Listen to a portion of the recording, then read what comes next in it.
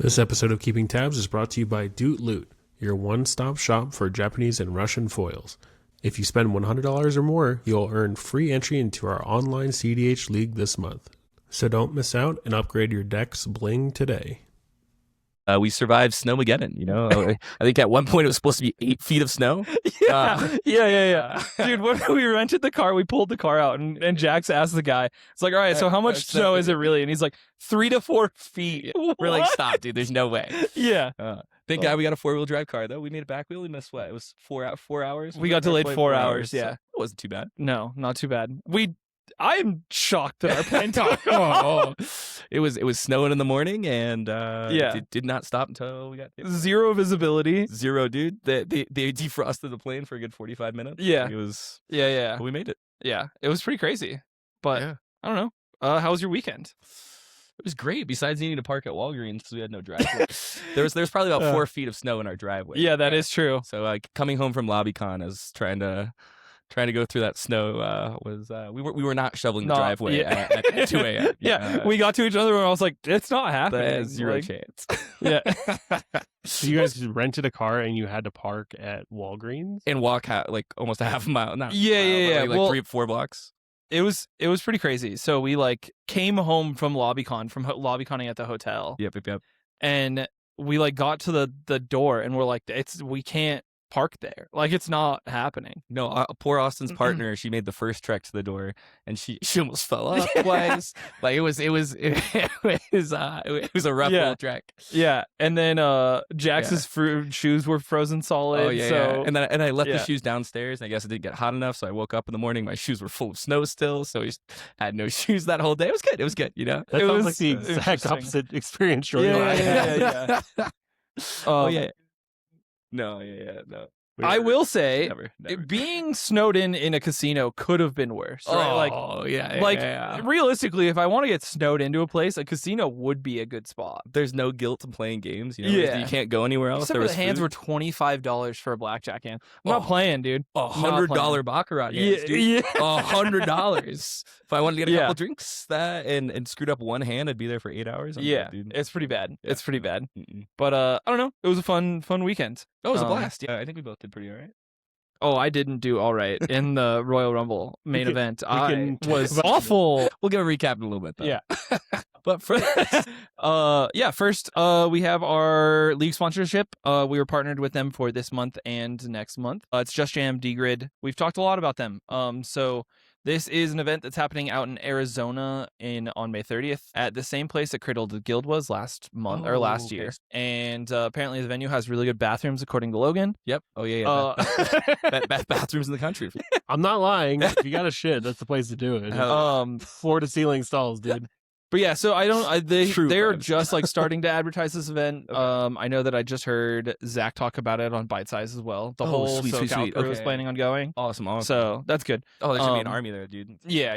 Look, I'm just joking. Like they do have excellent bathrooms, but honestly, the store is incredible. The game space is just really cool. You get food to your table. There's tables that are like double height between you and the next pod next to you, so you can like put drinks and food and stuff. You can't like knock it over. It's really cool. One thing I do want to mention about the good thing about Royal Rumble was their tables. Every table was spread out.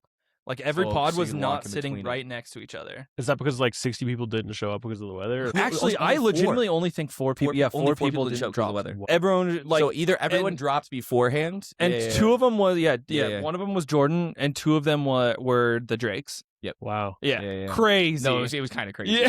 Yeah. Jordan and Jordan. Yeah. Jordan, and Lily. Some overlap. Jordan had a 50% conversion rate there. All right. But yeah, from what I understand, they have a lot of space here, so I think that's really cool. Speaking of Rumble, how'd you do? I ate the biggest dick of all time at this tournament. I don't know if I should say that in this video, but I did so bad. I lost to one of our locals because they played a turn 1 Ristic study and no one had anything for it. We just they fed them and they're like, okay, cool. Yeah. And he's like playing like a no bad cards, Kinnan, Rogthras. Oh, So he's on like Commandeer and Shoal and like just has a billion interaction spells. Yeah, because he had what, Flare and Redirect Lightning. Yeah. Just like everything. Yeah. So I lost that game, and then I lost a game against a turn 1 Necropotence that get someone jumped on, else counterspelled my Mystic Study, which is insane. Have nice things. No. Yeah. And then I just ran into Dexter, which it should be criminal at 0 points. Dude, But yeah, no, my especially mental was gone, and I just dropped from this tournament. I'm not gonna lie, it was really bad. It was really, really bad. God damn, dude. Yeah. Yeah. Okay, sweet. Yeah, I did a little bit better there. Yeah. How about you? Yeah. How'd you do? Yeah, I finished 32nd, I think. I could be wrong. Not quite. No, 33rd. 33rd. One off. So yeah, I finished 33rd. I think we did all right. It was In a a lot of sea of TKs. dude, all of the Oh TKs. yeah, so many TK. Yeah, A lot of Kinnan. I think I got to learn playing the late game just a little bit better. Need to get a little bit better at sandbagging. I think I got wonderfully bullied into interacting a little bit more than I should have, or just like picking my windows a little bit better. But yeah, so game 1 I played against Andy Beach, and it was a draw. He was seat 4, I was seat 1. Dude, one of 3 points that he had that tournament, which made me feel so much better. Is like looking at the sea of people that didn't make top 40. That I'm like, oh, that's not dude, okay. There were so many killers, Yeah. like so many killers, and just I think people catching a lot of random strays. Like Pigeon didn't do well at this tournament either. That was Andy one of my didn't do wins was it. against Pigeon. Jay sequenced that one for me, but yeah. that was, we still got there, so that was dope. And yeah, I got lucky. My winning in was, so I finished end of day 1 at 13 points. No, I finished at 9 points, and then going into day 2, my winning in was Arkham. And then I saw Winota in this. Yeah, pod. Winota and Timna Jessica. Yeah. And so and I was seat 3, so I was a little scared of like an early push, but I was like, there's no interaction in this pod, is why I was scared of the early push. I walked over and I saw you had a Necro in play, and I was like, oh, there.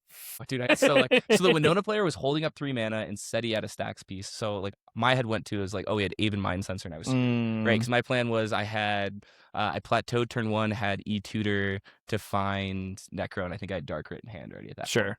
point. So I was like, man, okay, that'd be like, nice. Yeah, it'd be great, right? I wish I could do that. So what's this about you not having Necro the entire? No. I had Necro. I apparently just found out that. I don't know if this is true, but when I was, we played a bunch of we did play a lot of LobbyCon, and I did play. Yeah. But there's a good chance I didn't have a Dark Ritual in my deck for the entirety of, which is insane. Yeah, because we re-sleeved and counted cards too. Like so I don't know. Maybe I lost it my game 1. Like I don't know where it could have gone. But for sure. it's not in my deck right now, or it wasn't until I just replaced it with the dopest Dark Ritual of all time. But sick. Yeah, that's a sick altar. Yeah, dude, the whole time. That's where it's definitely in Jason's Gretchen deck, dude. That's where everything hides right now. But yeah. So you won your winning in. Yep, won the winning in, and then played a fucking slog, or a freaking slog for the top 40 game. It was, we went right to time. 3 hours. Yeah, the full 3 hours. Yep. So seat 1 ended up winning. Yeah, PFB and Tithe almost got me there. We were really close because the other 2 people had draw engines, and everyone was just giving me all the treasures in the world. I think I could have sandbagged a little bit longer. I think I could have there was a Necro on the stack, and that's when I decided to push because I thought I had him. And it ended up it was crazy. Like the Clue Farm player that was pushing ended up. Which, okay, you said the Clue Farm. I don't see the Clue Farm player in the top cut. Like I don't know where they were. They were. It might be here. I think. I don't think it. No, it definitely is was. it? It was definitely Eric. Okay. Yeah. Interesting. Did we not register a deck list? I don't know. Okay, but he was definitely on Clue Farm Because I was looking for a Clue Farm and I just didn't yeah. see it. So no, he almost got us with Hullbreaker. that's so gas. Yeah, it was pretty it's sweet. so sick. It was pretty sweet.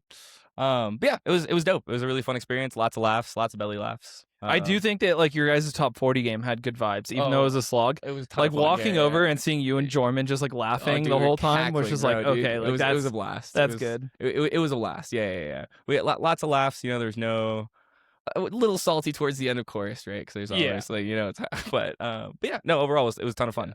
Which Jorman, if that game lasted 30 seconds more, he wins that game. Possibly. He needs 5 minutes, right? Because he has to play out the he full actually has to play it, right? Yeah. And people are gonna force him. So another 5 minutes, I think. Yeah, no question. Yeah. But yeah, it was tight. It's good fun. The other part of Rumble was the Redemption, which I did play very well in. Oh, yeah. Which we don't Redemption have a was sick. slide for this, but I did have a good time playing Redemption. Yeah. I played Helga. Dude, Colorado. And I don't think dropped a game. No, Jason dropped a game. Like, yeah. But You and it's Isaac were the doing well. Snowmageddon. Scroll up. There was no deck list posted. Oh, okay. But it was this one right here. I think I got 9th or 10th. And yeah, I got 10th. I was one subtlety away from winning 3 of my 4 games with Helga. But in my game 2, I manually stormed without Cradle. Using Appa and a Felidar Guardian and a clone and a Starfield vocalist. All CDH Yeah. staples, Oh bro. yeah, dude. People. The best part of that deck is like people are like, wait, what the fuck are you casting? Like I in my game 4, I was playing against Isaac, and Isaac is local. Yeah. He was playing Hearthful. So we were playing actually playing meme decks at this point, right? for sure. Jun lands. Yeah. Yeah. And I cast an Avatar of Growth, which do you know what that card does? Is that one that finds you basics? Yeah. It's a 6 mana creature that is actually only 3 mana in EDH because it's 1 less mana for each opponent you have. Oh, sure. Yeah, but it lets every Wow. single person search their library for 2 basics and put them into play untapped. It's a 3 mana primetime in like my deck specifically. Wow. Yeah, it's okay, pretty nuts. Sure. And It's you're pretty blinking nuts. that too, right? Yeah. So I cast that, and Isaac's like, wait. I want that card in this deck. But I had a Dude, blast. It was very fun. We ended up losing. I lost my game 4 to Jade, but we lost 2 because a Kinnan was able to just like subtlety me. They subtletied my Starfield vocalist, and then Mindbreak trapped a Great Whale, and I was like, come on! No ETBs for you. No. God, dude, good stuff. But it was fun. What was the rest of the event like? Like good vendors and stuff like that too? Or? They actually had some artists. They had I don't know who was doing. They had mats there, but they had like the black and white inked mats, and they were so sick. Yeah. I started seeing them around the lobby, and I was just like, oh, these are awesome. Apparently, the card vendor was really good as well. I know that some people made some pretty insane pickups. Yeah. Local friend of the channel, Kevin, bought a Twister there, which is crazy. He literally had to give them his Chatterfang deck as collateral because the payment hadn't gone through yet. And almost left it there. I think Kevin's Chatterfang deck is a little bit more than that. It's definitely a lot more than the Twister. Yeah. So I don't know, but it was. My favorite was how Kevin showed us he got the Twister. We showed up and goes, "Guess what I bought?" Yeah. And pulls the naked Twister out of his pocket. Dude. No, not even an inner sleeve on it. Just dude. nothing on it. I was just like, bare, wild, bro. Wild, yeah. Dude. Wild. He's like, "Do you think casual players would know what this card does?" And I was like, what the fuck are you talking about, bro? No, my favorite was like he has almost I think Rogsai is like 80 or 90% of the way there, right? And just full on riffle shuffles it, dude. Yeah. And there was someone in one of his games that saw him cast the Twister, and the guy goes, "Wait, what is that real?" And Kevin goes, "Oh yeah." And he goes, "I just watched you riffle shuffle." And Kevin goes, "You want to see it again?" And picks up, and I was like, dude, wild. Dude, this is so good. So good. Okay. Dude, I feel so bad for Kevin at this event, though. Like, in his top 40 game, he resolved a Nas. And just the worst and Nas just you've ever did seen not hit Zero any fast mana. Yeah. And he, like, did the math afterwards 97. and saw that it was, like, a 97% chance to win the game. Yeah. And just, like, just lost. Like, oh, it's so rough, dude. Sometimes you get variance gapped. Yep. But I do want to talk about with the Rumble, like there were insane decks that top 4'd this event. Oh, yeah. So incredibly spicy, dude. Yeah. Are there 2 Lumras in top 10? And Gwenum? And Gwenum did well. Gwenum was like cooking people in this event. Gwenum did really well. Yep, shocker. I like the deck. I'm has not legs. surprised. Like it has legs in these gigantic tournaments. Why is it exactly what it does? Why is it every time we go to the West Coast, they're like, "Oh, it's the turbo meta there," and then I never see turbo at all. And all we got told is this was a stacks meta, right? Like, everyone was like, it's mid-range stacks is the East Coast. So I heard that West Coast was going to be stacks. Okay, and then I show up to the West Coast, all the West Coast players go, "Oh no, see how turbo we are? Like everything's so fast. Oh my god!" And I'm like, "This is like, mid-range for us." Yeah, like, what is this? I say it's bad, but it's just not what I expected. No, for sure. I think that's what I was also planning. Like I had heard East Coast was going to be a lot of like stacks in like slower mid. I expected mid-range. That's like I had Bowmasters in my deck, and like all the none of these cards were useful. I saw Rogsire and Nala in every one of my games of Swiss. I think. Yeah. I think. Yeah, I don't know. Maybe I think there's one without it. It was definitely a jammer meta. Yeah. But the top 4 decks for listeners are Timna Hawana. Yep. Which critical EDH member Jason has loves this deck. and now it cooked in top did top really cut good. or like all throughout the tournament.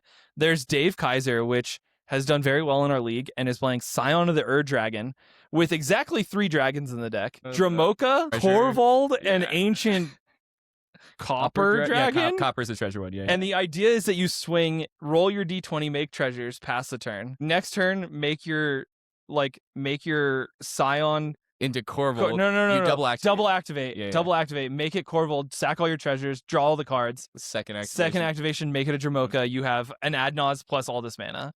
Yeah, I'm like, it's kind of sick. Like, I think I still like the ancient silver, like just doing ancient silver dragon and Dramoka. Yeah. Jay has if, it. Yeah. If I were to build it, I'd probably do that and just cut all the other stuff. But it seems like it had legs. It cooked people. I mean, yeah, he's running like pretty minimal interaction in the deck too. Like it's okay, like pretty. okay. It is a like turbo it's deck. full Like go, it's go, go. full blown go. Yeah. There's Kevin Simmons Varix on his Vile Thras list, Yeah. which, by the way, if you haven't played against Varix, this list fucks, dude. Dude, it has serious. This is gonna be my turbo deck. I think it's very good. Yeah, I think this is the turbo deck. It looks really fun. It's very good. Yeah. It's running some insane cards in there to Dude, like the summoners pack. The summoners pack is so dude, it's sick. so hot. Or you can offer it. Like I'm so into So it. yeah. It makes, dude, I played again, or I watched a game with him playing in our league. Okay, yeah. And he cast Summoners Pact, hold priority, cast Veil, hold priority, cast Offer. Or no, cast the Veil Offer. resolve. Yeah, let the Yeah. Veil resolve, Then cast Offer. it. Oh, And then dude. found Offer Treasure and the Spirit Guide off of it. And I was like, huh? that. Oops, I have 3 mana. Yeah. I was like, this is so gas, dude. Yeah.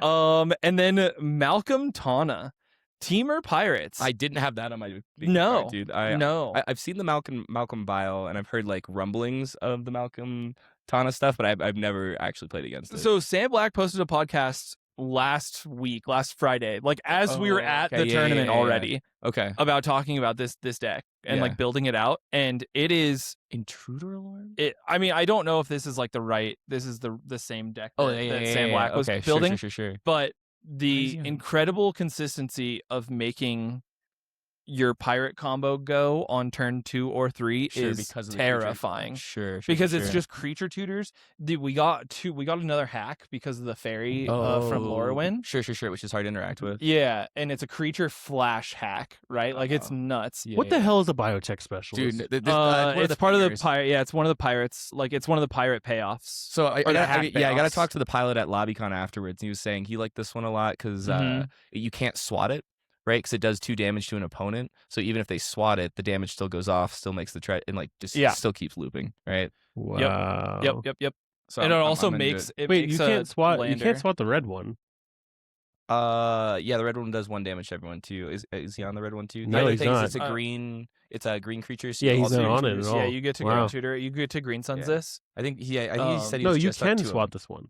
You can swat it, but it to doesn't another matter. Opponent, right? It just keeps going. Oh, I see. Yeah. Okay. And it being green to tutor actually is probably incredibly relevant. Yeah, but the deck has like incredible. I'm actually like very interested in this deck, especially if in Jewel like Lotus comes in like 2 weeks if JLo comes out. It's just like, this is really scary. It's on Kiki combo. I don't know if the Sam Black's version is on Kiki combo. Okay, I don't think. I think Kiki's fine because it's just like you make a lot of mana. You need something to do with it. Yeah, that's true. Sure. But yeah, I think this deck has like the consistency of like turn 2, 3. Kiki also lets you do stuff with Formidable Speaker. That's pretty good. Sure. And it has haste too. Ooh. Yeah, I just like I was really impressed by this deck in general. Yeah. I don't necessarily know, like I didn't really get to play against the player. We did talk to him a little bit at the hotel. Yeah. But listening to Sam's podcast, I was like, it is a turn 3 push 100% of the time. Yeah. Which is really cool. And it's like mostly creatures. Sure. And like it just finds it's like turn 2 Malcolm, turn 3 push. Yep. Okay. Every game. Every time. Right. Sure. And like if you like stumble into turn 1 Malcolm, then it's a turn 2 push. Okay. Oh my god, this deck's on Bring to Life? Yeah, because it's just a 5 mana put your Glinthorn into play. Yeah. No, but not only that, but you can crack your treasures for black and still cast Bring to Light with black and white. Oh, for 5, so you put Kiki into play too then. Mm-hmm. Yeah. What? Pirates deck. Like getting access to like Cabbage Merchant and stuff too, where that kind of just layers with all. Okay, yeah. Like, also, like if they counter your Glinthorn or like kill your Glinthorn in response to your you obnoxious, you have you can Shifting Woodlands it. Oh, true. Kind of disgusting. True. Like kind of disgusting. Wow, so you have to exile Yeah. For Monitor, my favorite. I love this card. I'm assuming it's supposed to. Is this a? Does it combo with Kiki? I Yeah. guess the main reason. Okay. Is this a birthing pod? That enters, untaps Kiki. You tap Kiki. You make a copy corridor monitor. You make infinite corridor monitors with Cage. Sure. Yeah. Is this a? Is there a pod in this deck? There has to be a pod. There has to be with pod, Tana right? there, right? Tana doesn't do anything. No, you There's pod. a pod. There's a pod. Yeah, though. okay, and you can pod, but you pod Tana. Pod any dork into a Kiki. corridor monitor. Oh, sure. Wow, this deck is Yeah. sick, dude. It's really cool. It's a It pod is really deck cool. too. Okay, I might build this too. And like I've been looking for a your pod turn deck. 1 or your turn 2 Malcolms are so consistent because you're on every single green dork. Oh, for sure. Like sure. like And you the get plan plus of like spirit guides? turn 1 dork, turn 2 Malcolm, turn 3 push. Like it's pretty sick. It should be on Summoner's Pack and both Spirit Guides. Why are we not on? I mean, I agree. 100%. Well, I you agree. can't. Summoner's Pact is only green. Yeah, but Summoner's Pack can find your I one of your understand. hack pieces. I'm just Okay, saying. okay. Yeah. It's only green. Is it on Green Sun Zenith too? Because like you should be able to like that's another turn 1 It dork. is on Summoner's Pack. Yeah. Okay, it is. Okay. It is on that. Okay, yeah, it's on Summoner's Pack. Yeah, I think it's a really cool deck. this deck's sick. I I like. I would not be surprised if we see this deck more often. Okay, cool. Yeah. This deck dies to Grafdigger's Cage. Instantly. Oh, it's over. Yeah. It is over. I maybe Force of Vigor too, to be honest. But I guess you're a turbo deck. You don't want to be interacting. Yeah. don't Yeah, I know. mean like the plan is to push on Push it. turn 2 Two, every yeah, game. yeah, You know, yeah. like so are we classifying turn 3 pushes as turbo now? Is that like I think I don't necessarily know. I think like if you're at Tempo? like if you're like 25% turn 2 and turn 3 like 100%, I still consider that turbo. Yeah. I don't know. Because like not even Rogsai can push turn 2 100% of the time. I've seen a bunch do it this past weekend. Yeah, I mean Okay, like okay. don't get me wrong, like but usually it's But like that deck is the definition of a turbo deck. For And sure. So is Ral. But like this is a half a turn to a full turn slower. I think but it's a half turn slower, but very it's consistent. and it has a lot more But does redundancy. that make like it- a lot more redundancy? Yeah, but does that make it turbo? I think this is still a turbo deck. Interesting. Like, would you call it mid range? Well, it's not mid range. Yeah, I was to say. But but it's not turbo either. but it's like slow turbo. It's like it's consistent turbo, right? Like it's losing speed for. They just they give up like two like a half a turn for creature combo, right?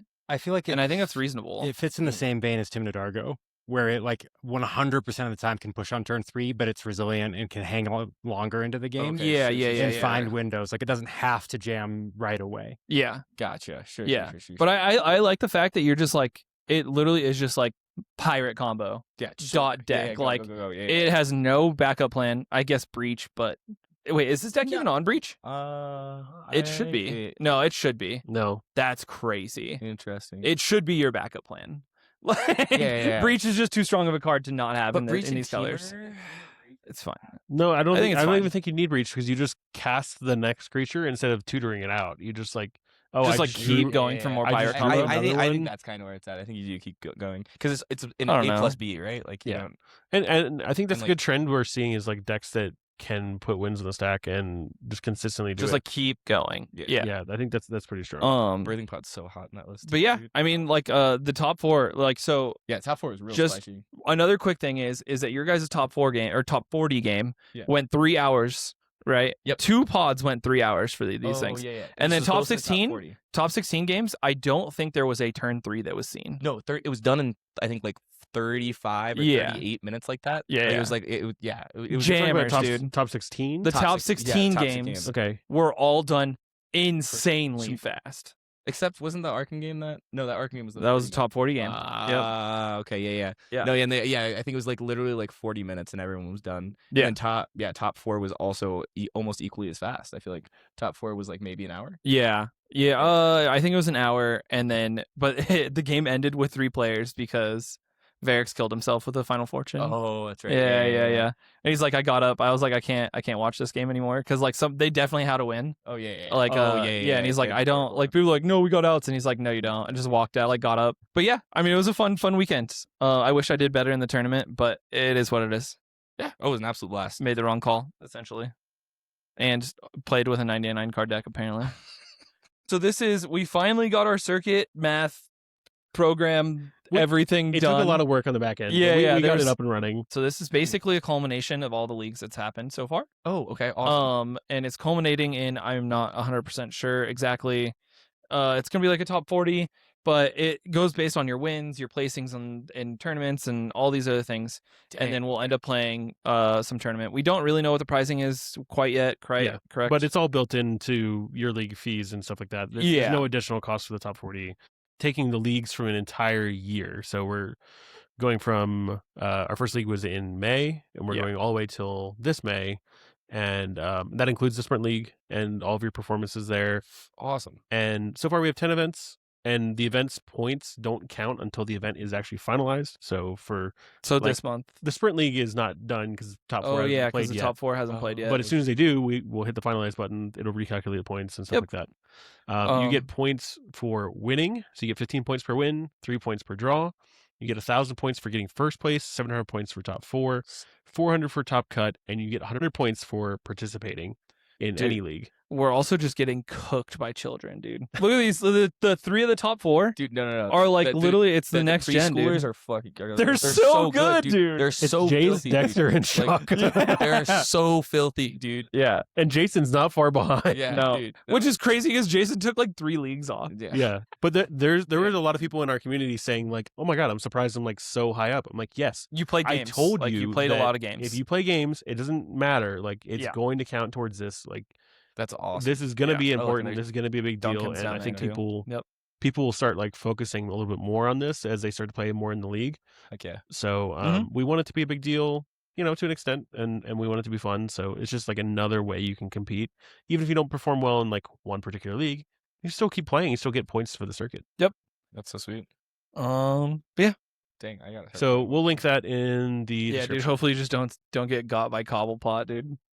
No, wait. I played. Okay, Bro, hold on. I played a league game. Cobblepot so much. That was what, dude. When you sat down with Van Arbiter, I was like, what? No, don't ruin it. Don't ruin it. I sat down. I played a league game on Tuesday, and I was playing Helga, and they're like, I just like, we like got a draw. Like I forced a draw. Like I pushed so hard, and then they like countered it. And I was like, okay, we'll get a draw, whatever. And then they're like, oh, hey, do you like want to queue up again? And then I looked at the box, and the only person in there was a Cobblepot, and I was like, I think I'm gonna pass on that one. Oh man, he's just old. Cobblepot's like one of the OG. Was it like Laboratory Maniacs? Like, oh my gosh. But I just love that we're getting some of the old heads come through. It's so sick. It's He so came back and he's funny. like, yeah, dude, I brewed this specifically for the league, and just is cooking. It's so good. It's so good. No, don't ruin it. I want to see people just get cooked by it. It's so good. It's so good. It is very good. Yeah, That's cool. All right, we'll switch out, and Jordan and I will talk about Breach. Heck yeah. Dude, why do you guys get such a spicy top 4 and then we just get I don't know, meta.deck? I'm just so glad we had a totally opposite experience that they did. 100%, dude.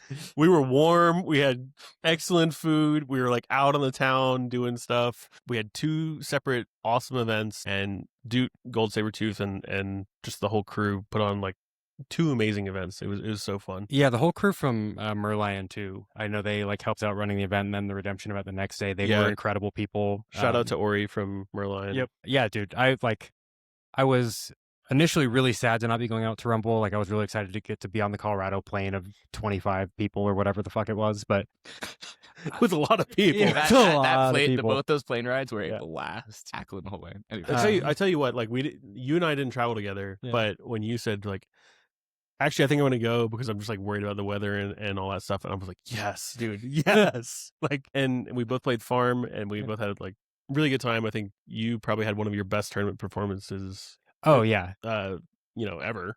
And honestly, both days, like it was the best Magic I've ever played since getting into the format. I barely lost my winning in, and I'm like trying not to feel bad about it because I like had Resolved End Step Intuition and Rockfast Kinnan like literally reaching across the table to be like, GG's man, you got it. And Magda's like, actually Final Fortune. I'm like, no. And so like, I don't think I'm ever supposed to expect Magda's running Final Fortune in that situation. I think Magda should be running Final Fortune. I don't know. That's interesting. But yeah, I played my ass off all weekend and had like an amazing redemption that we'll talk about. And I don't know, I felt comfortable and confident on farm. And I think the biggest thing, dude, there was something about playing in the booths. Yeah. I like cozied up into those and was just hanging out with everyone, having a good time. The booths were so low compared to the table height that my hands were like up here, and I'm like playing my cards. Like I feel like I'm like in front of my face playing my cards. Yeah. It was kind of cool, but like it was very comfortable. It was nice. It was really comfortable. And I like, for me at least, I got to like at Fishbowl. I had been on the team for like 2 weeks or a month or something like that, Yeah. and so I like kind of knew some people, and some people kind of knew me. But this time it was like I got to play against a lot of people I really look up to and hadn't gotten to play yet. I got to meet a lot of people who like I know from online. I got to see people like Brian again in person. Like it was incredible. Yeah, and just having people come up to us and say like, "Oh my god, it's so nice to meet you," and or they want to show us something or show us their deck or just talk about something, and we love all those experiences. It was just so nice to meet people. And Yeah. Dude, I was slinging mats for Merlion as like people are registering and I'm checking them out for mats. Yep. And I had my first experience of someone coming up to me and be like, "Hey Jordan." I'm like, Who? "Hey pal." We got there we got there on tournament day. I'm like, "Hey Jordan, I'm gonna have to like put you to work," and he's like, "All right, I'm here for it." Yeah, And dude. he's just slinging mats and stuff. But I think that was a good experience for you to get to at least say hi to a bunch of people. Dude, it was awesome. But obviously, like we're looking that name looks familiar. So Yeah. you had a good weekend. I had a pretty solid weekend. I was not expecting, I was just hoping for top 16. We had 185-ish players, something like that. There's a lot of killers at this event. As you can see, like Julian's there, Glacial City, Tim, Gold Sabertooth. Obviously, Dude actually played in this event. Yep. Even though he was hosting, he kind of relinquished all TO powers and was like, I'm done doing my part. Like, I'm here to play now, which was very cool. I like respect that a lot. Wayne and Zach from Bite Size Magic were there. Just like a lot of big names, a lot of Utah guys as well, like Z or Zizmos and Adam showed up along with John. Literally, there's so many people that I could just name, and I'm going to forget a bunch of you. So, apologies, but we just had such a fantastic time, and it was like the vibes were excellent. We had food in the middle of the tournament, which was really nice to like, there was, I don't remember if it was like round 3, but one of the rounds I was about to draw and I was like, I know this game's going to go to draw. I know this game's going to go to the draw. I was like, all of a sudden I just got really hungry and I'm like, this is like not a good feeling. I don't want to be in this game mostly because I'm hungry, but it's all right. We drew the game, then we all got chicken fingers and we sat back down. We just like kept talking about the game. It was so cool. Dude, I think my round 3 was me, Julian, Rupon, and then someone brand new to cEDH. Holy shit, dude. They had played like Pro Tour Grand Prix, so like very experienced Magic player. But yeah, not but Julian cEDH. and Rupon in a pod that's a pod. Bro, he's like 5 minutes in, 3 of us are looking at each other like, you guys want to draw now? Yeah. Because like that, I don't want to do this shit, man. Yeah. And this other player turn 2 Squelcher passes, and we're like, fuck, dude, can we please draw this game? And we did ultimately end up drawing. But that my first time playing with Julian, first time playing with Rupon, just sick event. Really. I saw a bunch of Glarbs. I saw, I think, 2 or 3, sick, which was very cool. And none of them knew who I was, which was also very cool. Disrespecting the Glarb father. I was like, do you know who I am? They're like, no. I'm the Glarb father. And they're like, what? What are you talking about? Like, don't worry about it. It's fine. I played a game with Jared on Krarksai, and Jared like really helped with a lot of the more modern, I'd say modern, like the last 6 months of brewing on Tim Nadargo. Okay. He was like the math guy for the deck. Oh, yeah. But he's playing Krarksai now, and I was like talking in the Dargo Discord about Joey's performance after the fact, and they're like, oh, JB was there, like he played Dargo, right? I'm like, not quite. I'm legally not allowed to say. But we had a game that was crazy, super good time.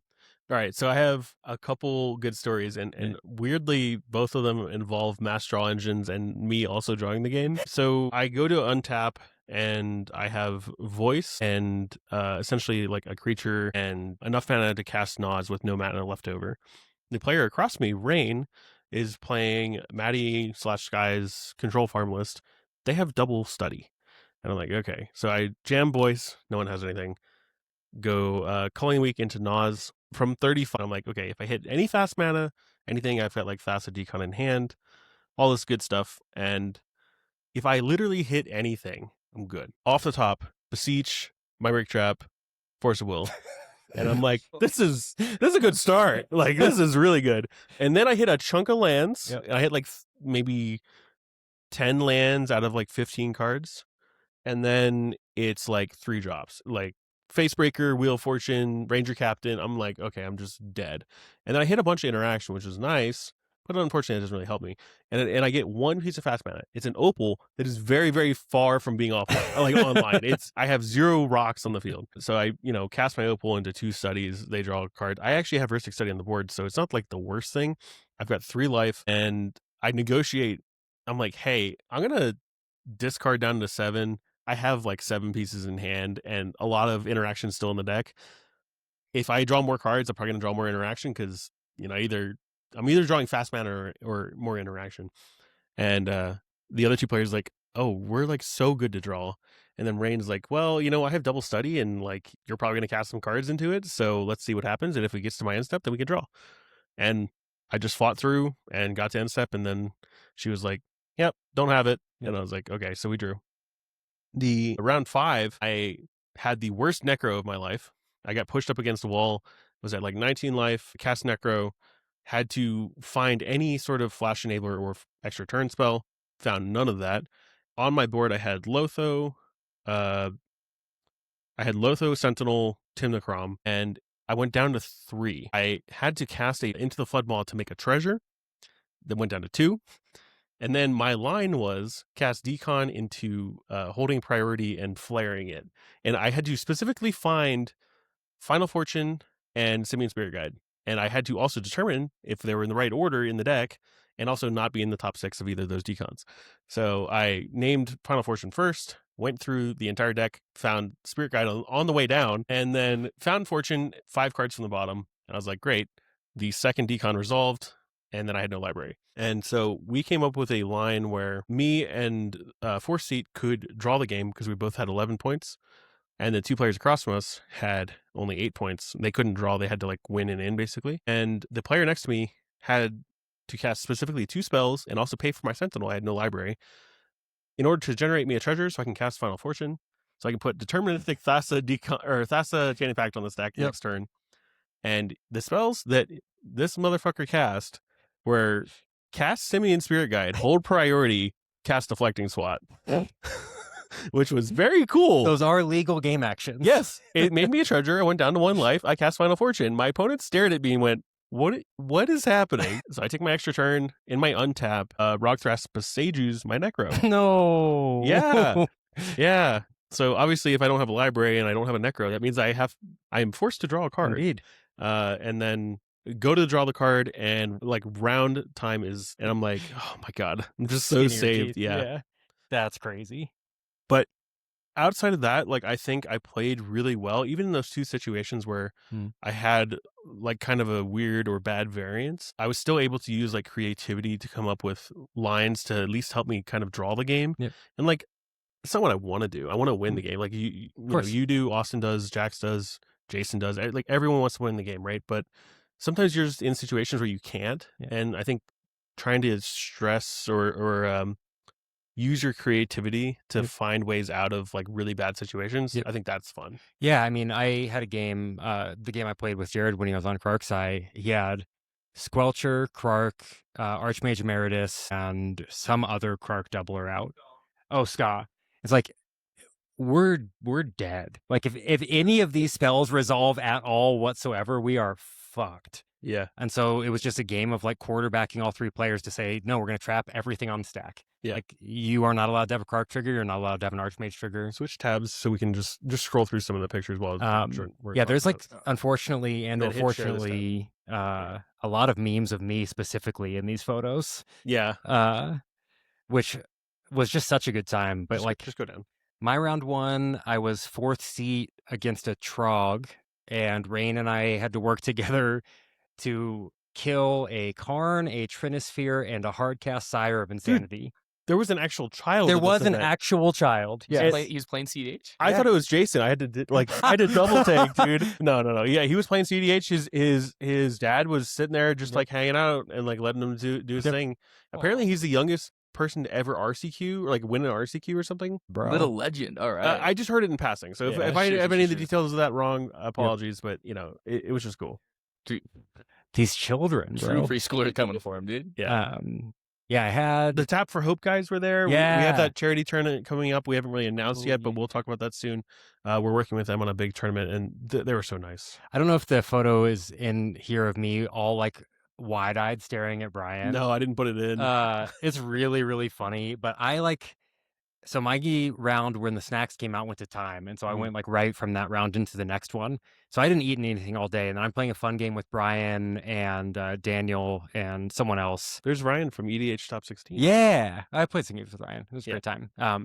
I saw him get oofed, and then he was just like head down. Rip. I was like, oh man. I got in like one of the American Dave and Buster's Super Size Me beers at the Oh, end of the nice, tournament. nice. And I Super Size Me slammed it, and one beer in, I'm like hammered, staring at Brian, and I'm like, Balin, Sam, play my deck for me.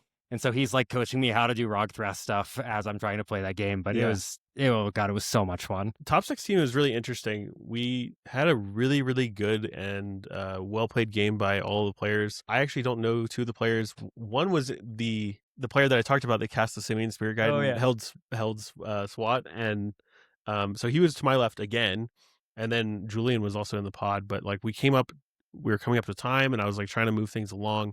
But I did want to shout out to Julian, like, dude, you're a stand-up player. I really appreciate what you did. I don't think most players would do that. I do want to talk about it a little bit. Basically, I'm not going to get all the details right, but we were coming up to time, and I knew that like we had a 2-hour time limit in top 16. And while it's unfortunate, and not every tournament has that, but like sometimes you have to just play around the structure of what's being offered to you, and that's your responsibility as a cEDH player is just to recognize those rules and restrictions. You keep going. There's like 4 pages. Just drag the bar on the right. Yeah, you drag it down to 2. Drag it down to 2 because that's There it it is. We got that. Wizards and Warlocks were there. Yeah, anyway, Julian, I basically put them in a really bad position where I had a lot of resources. I stopped the farm player that was in first seat diagonally for me. He did have a flash enabler, but I put an overloaded rift on the stack, which is, a very me thing to do. Basically, I was saying, like, you guys can't win. Like, I needed Julian to pass through his turn, and for me to get an untap, I had very, very deterministic win. I ended up removing Julian's VV, and I showed him 2 pieces. I was like, dude, if you can get through this, great, but, like, I really would like to untap. Otherwise, we're going to just default win to the first seat because it's seat order. And he's like, okay. So what he said was to the judge, he's like, hey, judge, how much time is left? And the judge was like, 4 minutes of regular play. And he's like, okay, well, at 1 minute, let me know. I'll end up just passing the turn at 1 minute. That way, Logan can untap. And if I don't win or can't present a win, etc. And I said, wait, I need 2 minutes. And he's like, okay, 2 minutes. Fine. Great. So, he plays VV. The card I draw for Ristic was actually another counterspell. It was a Red Blast. And so I Red Blasted VV, and he's like, oh, I really don't have anything now because he knows that I have like 3 more pieces in my hand. And then the first seat tries to go off because he's like, oh, well, I have, Valley Flood Collar. I can Chain of Vapor all my rocks, recast them, and do that. And I knew he was going to do that in end step, so that's why I needed like that extra little bit of time. And so they're trying to pass to my turn, and on the chain, I drew Silence, and I was like, cast Silence. He's like, I don't have anything for Silence. I was like, okay, I have 3 more pieces in my hand. I can counter your chain. I'm going to untap. And they're like, yeah, dude, you got it. Like, Yeah. But I think it was a really stand-up thing for Julian to do is to recognize that, like, if you don't have a win, there's no reason to stall out the game. Yeah. And I don't know that I would do the same thing in his position, but I'd like to think that I would. Yeah. And it's very hard to recognize those things. Sometimes it's just talking to another player. It was kind of funny. Like, I also made a comment where the first player was like, do you guys like play together all the time? Like you guys are like making deals and stuff. And I was like, oh, no, we're not friends. And Julian's like, what the fuck? And I was like, no, I didn't mean it like that. Like, we don't hang out. Like, I see you at tournaments and like I have a good time playing with you, but like, we don't talk. Yeah. You're in our Discord or whatever, but like, we don't hang out. Right. And he's like, no, he's like, I know what you meant. It was just very funny because I was like, I like walked up to you after that game as you're clarifying, and they're like, no, we're friends, but not like that kind of not friends. Yeah, I was like, we didn't talk about this. Like, oh, what are we gonna do? How are we gonna collude if we get in the top 16? Like, that conversation never happened. But I just want to say, hey, thanks. Like, I think that's a great thing that more members of this community should focus on is like, there's no reason to stall out games and just take wins from people if they have deterministic win and stuff like that. It's just not right. And especially stalling is against the rules, but it's very, very hard to put your finger on. Yeah, it's a complicated enough format with enough game actions that can be taken that it's sometimes hard to tell when people are just kind of like blowing smoke into the air to make time happen. Yeah. But it does happen. Yeah, and some people are like, "Oh, let me see what's in your graveyard." Yeah. And that's like a classic. Like, there's 30 cards in your graveyard. They kind of thumb through your graveyard. It's Yeah. like, okay, you're in a color, or like, I know you don't have meme bet. I know you don't have anything that really cares. Like, why do you Yeah. care? Stuff like that. But Yep. here's some pictures from top 16. There's Kevin. Kevin's the man. He's so awesome. There's Ori from Merlion. Yep. This picture of Tim doing like Kilroy was here over the top is so funny to me. Daniel's face. Yeah, but the event was like super fun. Vibes were fantastic. No air conditioner issues at this Dave No, Buster's. That was fantastic. Super comfortable the whole time. Yeah, I got to play. I played a game with Nate. He was on Kinnan, and I overloaded a rift. And I guess this is almost a counterpoint to the story you just shared of like, I overload the rift resolves, and in my head, everyone's dead to rights. Like, there's no way for them to get out of the situation. The game is over. Is this a tournament game or Yeah, okay, tournament game. Sure. Yeah, this was my round 4, I think. And, it passes. Just real quick, these are some photos Rain took. So Yeah. I was running around taking photos just because I felt like it, not because I was hired to.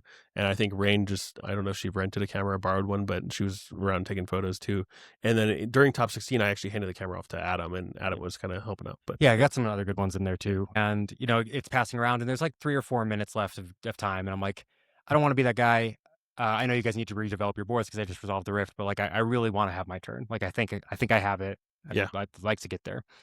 And so we get around, and I had resolved the rift while Nate's Hullbreaker was on the stack. So I'm kind of like in my head staring at the Cavern GA in my hand, like, okay, this game's over. But slam Cavern GA, and Nate targets my GA with a pact just to get the Hullbreaker trigger to put it back in my hand. Oh, and it's like, oh, if I had taken like 30 extra seconds, I just flood him out of the Hullbreaker, and then nothing. All of this is right. fine. Yeah, but it's like he was unwilling to take any version of that game that was not playing to every single out that he possibly had, and got a draw out of it. I think there's definitely like legitimacy to that too. Yep.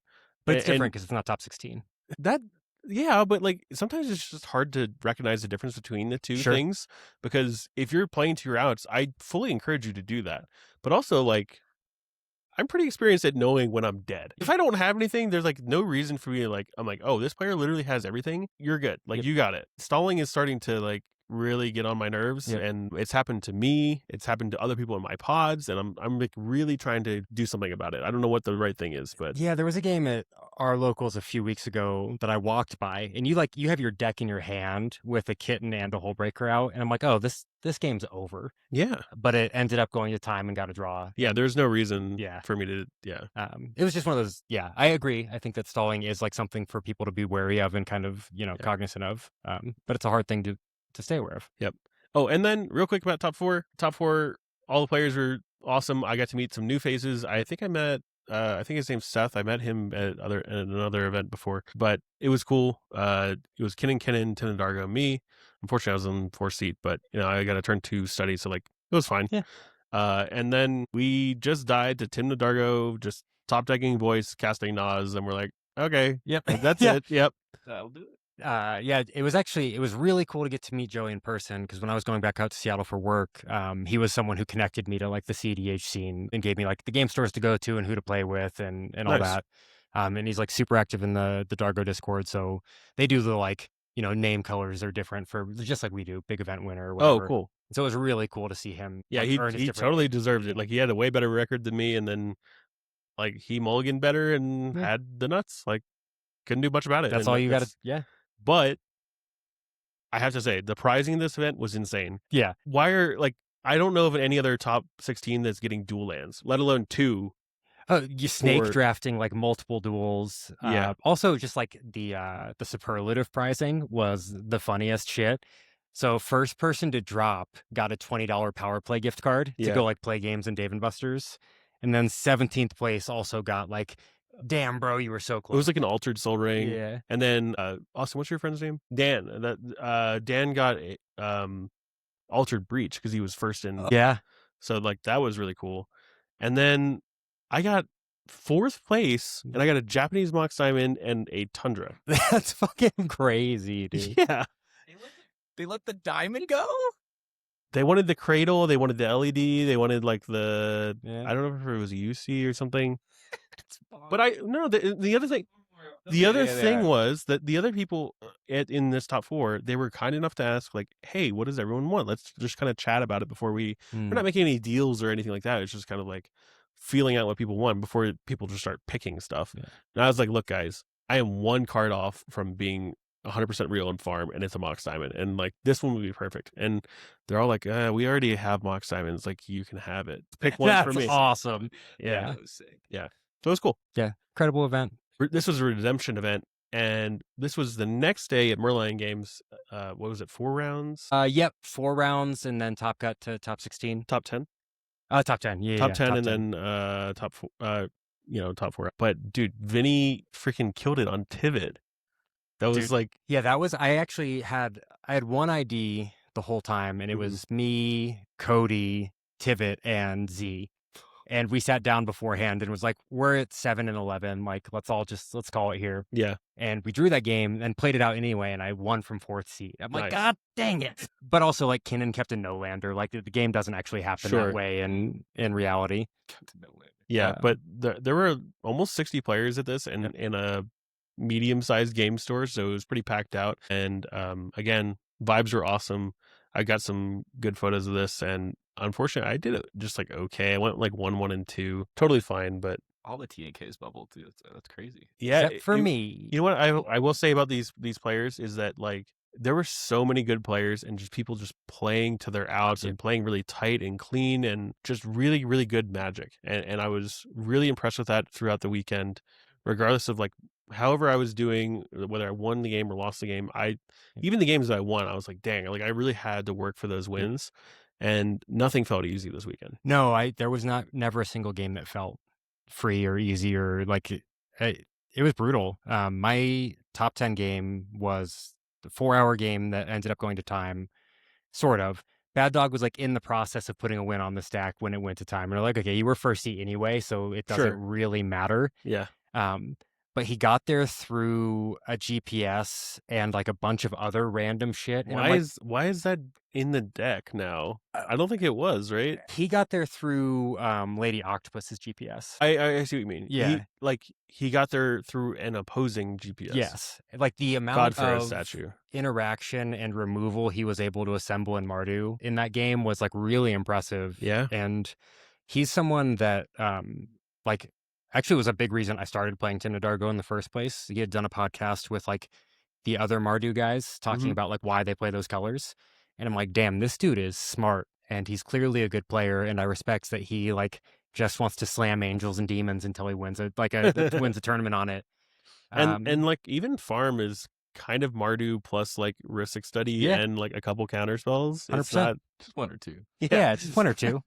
I mean, farm is pretty counterspell light compared to some decks, right? So I think Mardu is always seen as this like really, really good turbo shell, and it can be that, but I think the best Mardu players are really playing to like the strengths of that, which is like hard to interact with cards and like good removal and just like a really solid mid-range plan of just putting wins on the stack. And yeah, you don't need a lot of cards if every card wins you the game. No, and then he had a Villas and he had reanimated Lady Octopus. Of course he had a Villas. Sphinx. Yeah. And I had double study. And I'm like, oh, I can never win this now. Like that just doesn't happen. Yeah, wow. But it was just one of those games that I'm like, I'm sitting down getting to play with someone that like I really respect and look up to, and I like both survived and like had a really good shot at winning the game at a couple of points. You killed it this weekend, dude. Dude, I felt great. It was awesome. And you were very ambivalent about like taking farm to the event because you're like, I just like I'm not feeling it. You're like, oh, Rog Thrust feels more comfortable. And then we talked about it, and I wasn't even trying to convince you. I was like, dude, you should just play whatever you think is best. And you're like, I think I kind of owe it to myself to play farm at a big tournament and see like what's what. And you definitely had a showing. I appreciate it. And honestly, like Matt helped a lot. Matt hit me up Matt Hayes? Matt Hayes going into the tournament. He's like, bro, like he actually, the way he frames Cope Farm is really funny. He's like, look, man, not all of us are Jason Doan. Okay. Some of us can't play Necro. And I'm like, yeah, bro, that sounds right to me. Yeah. And so he kind of like walked me through the way he positions himself on farm and the way he thinks about the deck. Yeah. And I sat down at every table. Like, my job is to like draw cards, make treasures, and make sure we don't die. And like, it's surprisingly good. Yeah, it's surprisingly good. And I think I'm well suited to play that role at the table. Yeah, that angle. Yeah. For lack of a better word, I don't want to use like, the word angle and refer to like angle shooting, but that's not the case. Like, it's just, you're playing a different aspect of the deck where you could easily play turbo, you could play mid range, you could play Delny and all that junk, right? Yep. But like, you're finding your own avenue to play the deck. Yeah. And I think we have a compare tab up on our decks. Yeah. If you go to the next tab, Jax, that's just pictures, but you can share this one real quick. But yeah, this was, I think the photos came out great because the lighting was really good. Yeah. But the other thing that happened in this event, real quick before we compare our decks, is there's Rupon. Yeah. And Trey, his Lady Octopus deck is sick. Yeah. The handsome Croche. Well, I gave Anthony Glacial City Shorekai, and I was like, dude, you just got to play it. And then he's like asking me questions about it. I was like, look, it's really not that complicated. The hardest thing is winning games. He was like, all right. He's like, I'll do it. And so he handed off his deck to somebody else. Yep. I don't think he handed off Rowan to somebody else. Yep. Because he was going to play Rowan at this event. And he drew round 1. And afterwards, he's like, wow. He's like, this deck is like really powerful. I just like don't quite grasp it yet. Round 2, he's like, I drew, but like I was really close to win. I had it like almost in time.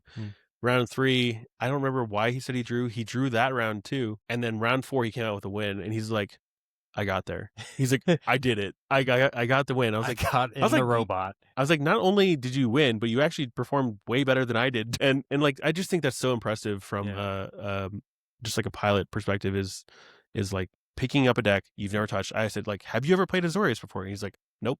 Yep. And I'm like, okay, here you go. And he's like, there's something here. And then afterwards, the best thing is like, he sends me this huge paragraph of like, he's like, hey, I have all these questions and I have like notes. And he's like, why are you on this? Maybe have you considered this? And the one card he suggested was Conqueror's Flail. And I was like, oh, that's kind of sick. Yeah. Because like throw it on a pilot. Yeah, throw it on a pilot. Or just tutor it. Sure. Oh, because the art. Yeah. Just tutor it and equip it, and like no one's gonna expect you to conk flail. And I'm like, I was like, see, this is why like we try to branch out with different decks and different brewers, because like people will see things at a different angle than what.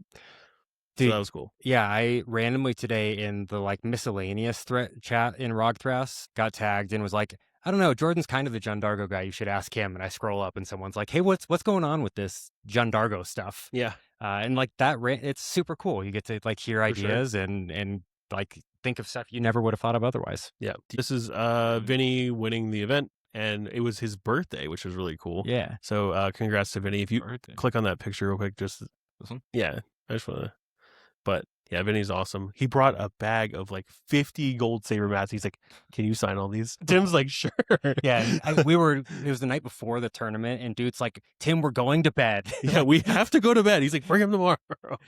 And then Jax has got up our comparison. These are the two lists.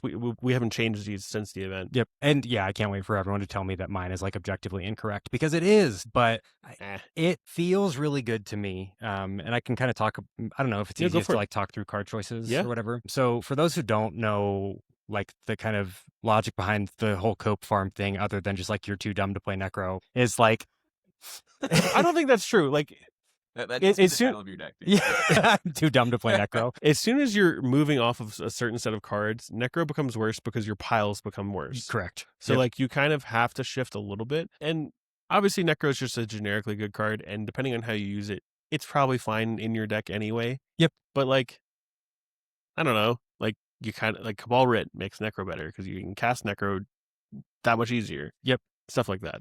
Yeah. And I think as you, like, if you look at the things that I don't have, right, I'm like, I don't have Bergie, both front side and backside, which like helps with Necro and also is just like a generically good card. But something this deck allows you to assemble really easily is either double tithe, double study, and then you have mayhem double mastermind. And which is a weird like third win con in the yeah, deck. it is, but it's if you've ever played a game with Matt Hayes, I have never seen someone resolve crazier shit than Matt Hayes. And I played a game with him recently where he's like, look, guys, I'm casting this Born. It's actually just to get this fish out of my hand. And like, it looks like he's about to go off. I would like to have more resources going into the turn. And everyone's like, oh, yeah, that actually kind of makes sense somehow. 30 minutes go by and Matt's like, all right, you guys good to call it here? Yeah. Because we're just right. And it lets you position yourself at the table as like, yeah, I'm farm, I'm scary, but I'm actually going to use my card quality to like help us not die together. Sure. I like the Mayhem Devil no Bowmaster. Yeah, I think that Mayhem Devil, one, I don't enjoy the Bowmaster's minigame. I think it's a waste of a turn where everyone time walks themselves and like it doesn't actually do what you want it to do It's most also of the time. it's also just like super Bowmasters. Yeah. It beats Bowmasters every single time. Yep. Almost 99% of the time it's killing a Bowmaster. Yeah, and it's a card that you can leverage politically in really interesting ways because Bowmasters, like the prerequisite is something is on the stack that is causing a draw to occur. Mm-hmm. If someone has treasures, you can be like, hey, you're going to cast some spells anyway. Can you use your treasures instead of the mana we can get rid of this? Or hold up a fetch land or something. Yeah, right. You can use it in really interesting ways. It's a 3/3, so it doesn't randomly die to most things. Even clones of itself, it doesn't randomly die to. Yep. Most of the time. Yeah, and you end up kind of in a like more beneficial Mayhem Devil pact most of the time because like Bowmaster's pact is usually just a dumpster fire waiting to happen. Because they have one toughness, right? Like Yeah. you're probably shooting each other's Bowmasters at some point. Yep. And Mayhem Devil, you have to like make a really hard effort to kill both of them. Yep. And like waste what you actually want them to be there for in the first place. Yeah. So I found that to be great. So you and I are both on Rift, which is a card that I know a lot of people aren't on in Farm right now. I can't ever cut that card, dude. It performs too well. Yeah, but on Floodmaw, Chain of Vapor, and Rift, which is dope. Most people are usually, if they're on Rift, they're off Floodmaw or something else. I added Floodmaw for this event. It came up a few times where I was like, okay, I kind of needed that like a little extra piece, and I cut some of the larger power cards like Ska, just because like it just wasn't really feeling that great for me. And Jordan and I were talking about Farm all weekend, but like to me, Farm is kind of like a one of deck where you don't need a second Tithe, you don't need a second Ristic, you don't like I think those cards fill those slots well. If my Tithe gets countered, then like I misplayed probably, or if my Ristic gets countered blown up, like I can Savins it back or something like that, or Yogs it back, and like that's fine, like that's good enough for me because the deck is just so tight on like card slots and stuff. But I needed like that one more piece, and I cut Swords for Floodmaw because I was thinking like maybe I'll encounter some non-creature things that I need to be bounced, and it came up quite a few times. But what's interesting is I sat across from the table against you, and Elevere Stacks player played a anti-blue hexproof card, and I go, oh shit, my only option to get rid of anything is an Overloaded Rift, and there's no way that's happening in this game. Yep. And the Jordan's like, I'm on Swords, and I'm like, oh god, and top deck it immediately. You immediately top deck Swords. Yep. Summoned it to the hot. Yep. He's like waving his hand over the deck, and he's like, Swords. ooh. Yep. I'm on a lot of single target removal, like Swords, Floodmaw, Snapback, Rift, and Otawara, and something else, I think. And something I actually got this from Jax. Something you're really good about is picking small fights with people, but in like a way they kind of have to do something about. And or you could just overload Rift. Rift. And that's picking small fights with people. For you, it's not that big of a deal. For everyone else, they're like, oh shit, we got the... Yeah. But I would just like randomly, but I would be sitting there like, I don't know, your Kinnon's kind of annoying, Swords. Yeah. And just like make people deal with shit. Mm-hmm. And I'm like, I don't care. I have 5 more pieces of single target. If I actually need it, I can find it. Yeah, it's true. It's interesting because like half of your list seems like a little bit of leftovers from like the turbo type list where I see like Snapback, Starting Town, and Rain of Filth. And like I cut Rain of Filth because I was just like, I just don't really feel like I need that type of extra ritual.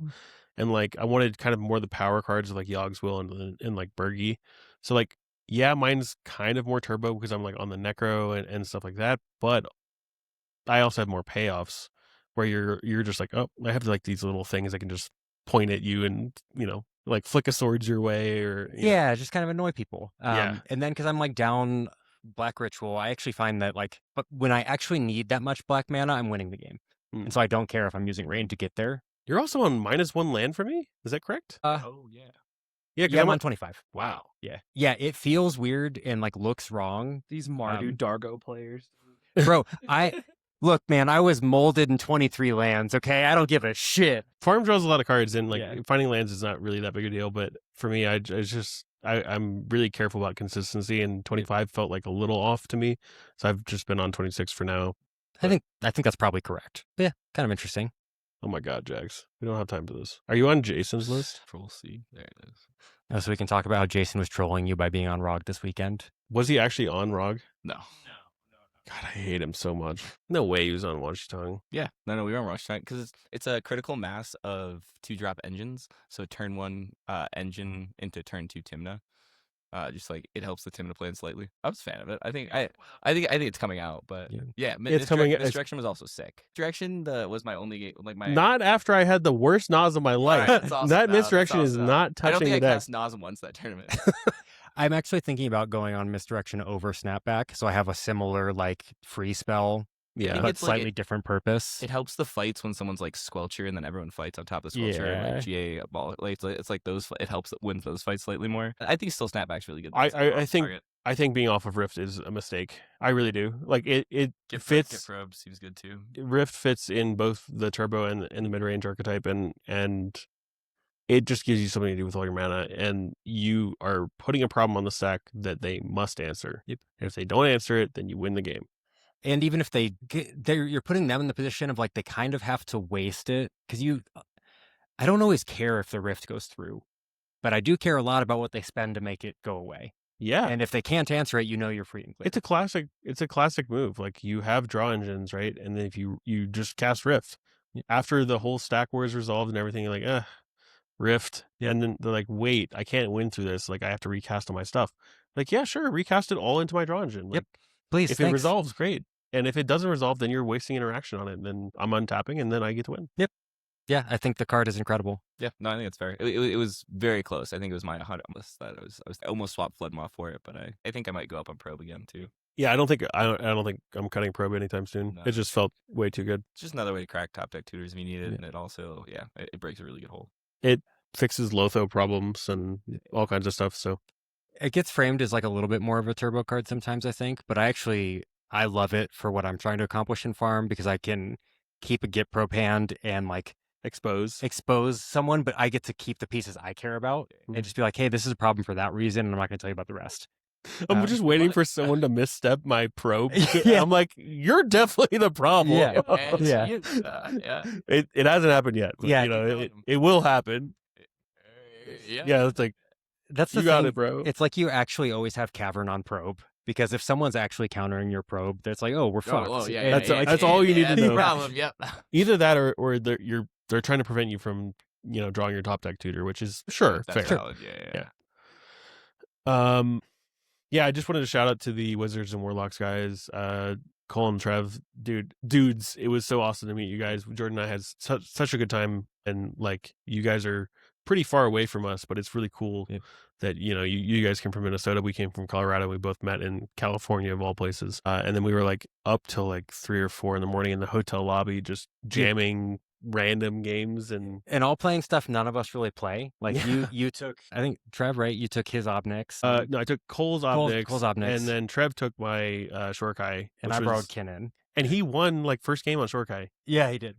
I'm telling you, if you guys don't believe me about this Shorkai deck, it is good. What was the story behind that? So I heard our league crowdfunded Captain Moral support to go to his first big tournament, and just kind of a little bit for the memes because he's kind of a lovely meme in our community as well. We figured we would all change our names for Rumble to Captain something support. Yeah, so Jason fully was just Captain Moral support. When he won the redemption event, they were like Captain Moral support won the redemption event. They're like, wait, not the real Captain Moral. I won his Captain Oral support. Of course you did. Of course you did. Hey Jax, do you wear shoes anywhere? Nah, never, dude. She's overrated. Are you not like denied service everywhere you go? No. No, it's the hidden tier on our Patreon is nothing but my feet. Jesus, dude.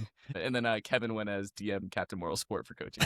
Of course he did. Of course he did. That's so funny. I don't think we talked about that, but just like the fact that our Discord came together and like funded Captain Moral Support going to this tournament was so cool, dude. Really, really special. And I donated a 3-hour coaching session to him. Yeah, and then he didn't play the deck. And I was like, what are you doing? Didn't he top 16 at locals though or something on Tibet? I don't know any details about that, but all I know is that afterwards he's like, yeah, I played farm and I shouldn't have. And then he's like, now I'm home and I'm playing Tibet again. I was like, cool. Yeah. Dude, the best part is when he tried to check in for the tournament. They're like, oh, you've couldn't already figure checked in because Jason had checked in. Jeez. I also love that Jason's top deck picture now is it Guild Mage? Of course it is. So What do you call it? Like the new dockside or something? yeah, something Jesus. stupid. Oh, I love it. All right, moving on from tournament stuff. Oh, I guess we have a little bit more. Vafnar was at Breach the Bay. It was good to see him again. It was cool. Like he's the one that had his cross country cEDH journey and talked about it on Adnaz. But he has another good write up about sort of him and his friends kind of like banding together and then going to this tournament and stuff like that. Highly recommend you read it. And I read it earlier. It was very cool. And I think I'm going to actually do a write up in the end of this thread and kind of write up some of my experiences at the event, because I think it's just like something that positive that we can do as tournament goers is share what it's like to be at these events and kind of, like people will hear about it on podcasts and stuff, but like reading it is one thing and listening to it is another. So I think I'll probably write up a little bit. It's a great way to encapsulate everything that happened. Yeah, for sure. But that was pretty cool. We'll hand this over to Austin and Jack so they want to talk about some really terrible Magic cards. I think we're still back to like Mr. Fantastic's the only like playable one. Yeah. These are all bad. Next slide. So we really want to talk about some of these cards. I think they are actually just all bad. These are all bad. Mr. Fantastic has like Possible legs. it's like questionable at best. Yeah. It says draw a card on it, Which is important. and it does do Be triggered. a thing.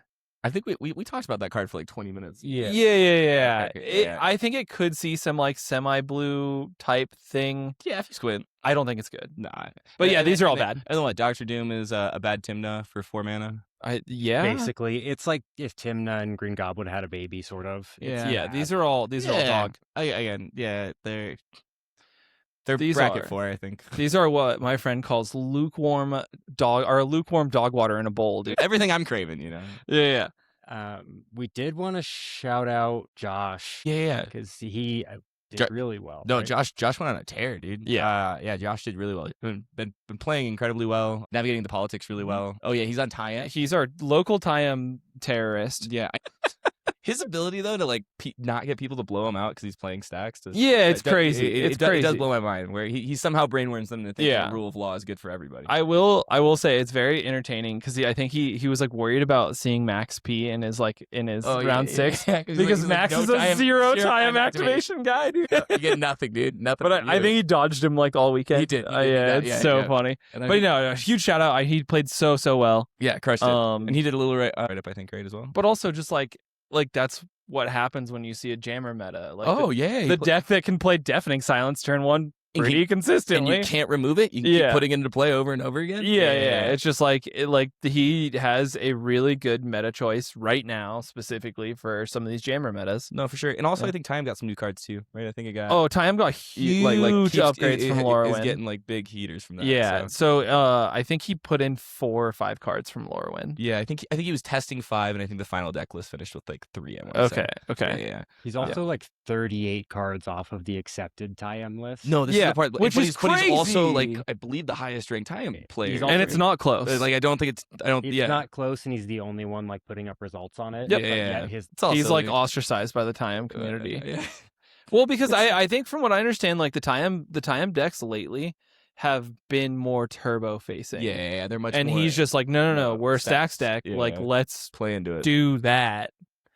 And, no, totally. Yeah. And there's like again like the mathematic piece, right, is always different too, right? Like the Time deck is all about, right? It's like the making the machine perfect, you know. Also, I want to shout out the LobbyCon game that he made Jason play Tayam, and Jason. I have never been able to be on the receiving end of that, where you're like Jason hovers over you as you're playing Blue Farm, and you start like, to you have spec, win, right? You just can't spot it, kind of thing, right? And Josh was just able to do that to him the whole game. Dude. Jason had like with that card, and Jason just couldn't figure. He still got Yeah. there. Jason did win the game. Don't get me wrong. Yeah. But he definitely took an extra turn and a half. I think Jason had at some point he had 7 decisions that could have won the game And didn't out of make like that- 15 yeah, and didn't make the that right one Yeah. multiple times. That was real good fun. Dude. Yeah. That was And he was just like he's just like this isn't breed. Yeah. So yeah, Reddit post saying bad at Blue Farm, please help. Looking for tips, especially on mulligans. Been playing for a few months. Turbo pilled, it looks like, a Rog and Ob. But wants to switch over to mid range or for mid range regions, which makes sense. Turbo mulligans make sense to him, but trying to learn Blue Farm, interesting. I think Blue Farm mulligans are kind of like the Turbo mulligans. Like early mulls seem to be like a turn 2-ristic or a mull for Necro. Yeah. There's some pods where like Timna stuff is okay, but usually, right, it's like T and K are very much the backup plan, right? So you're going for your typical, like, honestly, I think if you play it like Rogsai with silences, that would be my main recommendation to this player, saying he has some experience on Rogsai. Yeah, I think this is coming from someone that does not play Blue Farm because I for some reason refuse to play good decks. You hipster, you. The best people on Blue Farm are just okay with passing. Right? Like they are so okay with finding draw engines, sitting on them, and doing nothing all game. Sure. And that's and unless a win con is on the stack, they're like, okay, I can start helping now. Sure. Right? So like, and again, I think I've talked a little about this a little bit, but like being okay to pass even if you're going to lose the game. For sure. I gotta work on like that one. yeah. Like I think the first time that like Jason, like I was in a game with Jason and someone else had like the god, like the Infinity Gauntlet, and he's like, oh no, we're passing 100%. It's all on you. It's your problem. Yep. Like it's not our game to win. No, like yeah, and I was like, yeah. oh, okay, cool. Like we're sitting on like 6 counter spells between the two of us, and we're like, no, it's your not us. problem. Yeah. Like and I think Blue Farm, like that's the best lesson to like actually take from that deck is find your draw engines. Yep. Find all of them. Early draw engine. Yeah. Right? It's a turn 1 fish. You can always find the mana, right? Early Lotho sometimes. Yeah. Is okay, but right, again, you need a turn 2 serious draw engine, whether that's Necro Turn or 2, Stick or Fish. Yeah, that's always the plan. And sit on that and sit on it for more times and then let your fish get to 8 lives and then finally sack it. Yeah, you never let that thing die. Yeah. Yeah, right. And again, right, just the nice part about Blue Farm is the more cards you draw, the more options you have, Yep. right? And so that's like, yeah, why mulligans are definitely really important in the deck. But again, I would prioritize it's draw engine over everything, right? Yep. The more cards you draw, the more options and pivots you have, right? The more choices. Yeah. I mean, Jordan was just talking about like his strategy on Blue Farm. Listen to that. Listen to the turbo strategy on Blue Farm. Like the deck is wide open still, right? It still has 3 very distinct plans in it. Totally. And all of them are good. All of them put up results. So, but again, right, specifically for this guy, right, if we are definitely more turbo pilled and have more experience playing the turbo, even though you want to go into a little bit more mid range, like, I would literally just play the turbo version of Farm, right, and play Farm really close to how you'd play Rogsai. Yeah, find Necro. Exactly, like, right. You need a turn 1 Necro, turn 2 Necro, or a turn 2 Adnos. Yeah, right? really treat it like Rogsai, and like it is a turn slower just because Rog is broken as a magic card for sure. But like find the Necro and like that's how you play Rogsai, right? Is totally you're just a turn slower, but be okay in the slop. Yeah, because like the doc thrives in it. The other thing I was doing this weekend was keeping mana hands with like Lotho and Tataru. Trying to feel comfortable doing that with like very light to no draw engines and then just casting commanders and like having interaction and playing responsibly is just an option that the deck has.